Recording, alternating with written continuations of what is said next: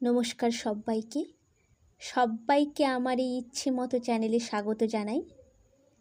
এখন ইচ্ছে মতো চ্যানেলে আপনারা শুনতে পাচ্ছেন মনীষীদের জীবনী পাঠ।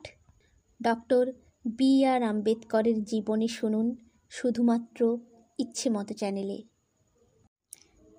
Doctor B.R.. আম্বেদকরের জীবনী দ্বিতীয় পর্বটি শুরু করছি। স্কুলের অবহেলার মধ্যে থেকেও ছেলেরা যাতে শিক্ষার আনন্দ ও উপকারিতা থেকে বঞ্চিত না হয় সে বিষয়ে তিনি অত্যন্ত সজাগ ছিলেন। রামজি দুই ভাইকে বাড়িতে নিয়মিত পড়াতেন।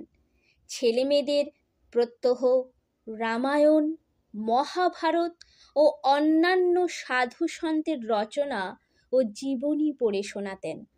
রামজি ছেলেদের ইংরেজি পড়াতে ও ইংরেজিতে অনুবাদ করতে শেখাতেন।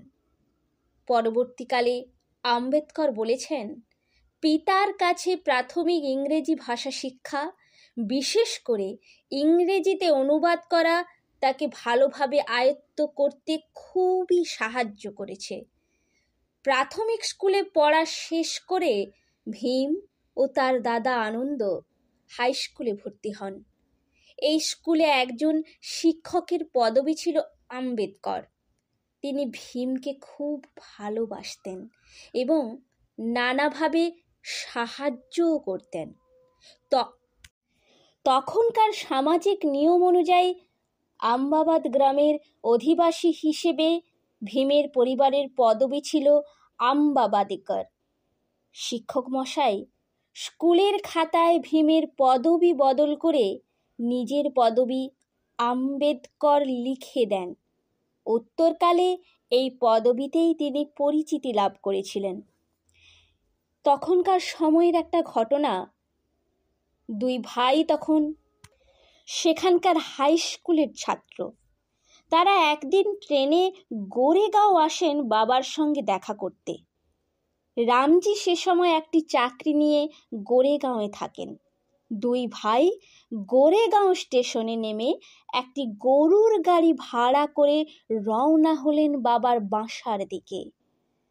পথে যেতে যেতে গাড়োয়ান কথায় কথায় জানতে পারেন সওয়ারি দুজন জাতি মাহার। গাড়োয়ান তো তখন রেগে আগুন।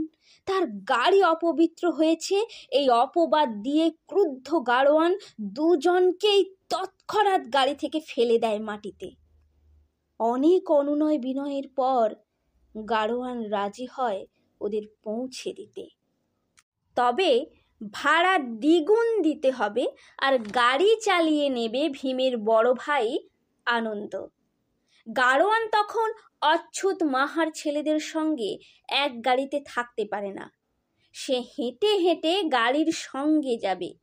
পরে বিধান অনুসারে গাড়িকে পবিত্র করে নেবে অবশ্য। সেদিন সন্ধ্যা থেকে মাঝরাতে গোরেগাঁও পৌঁছানো পর্যন্ত দুই ভাই পথে কারো সাহায্য বা কারো কাছে জলটুকু পর্যন্ত পায়নি তৃষ্ণা মেটাবার জন্য।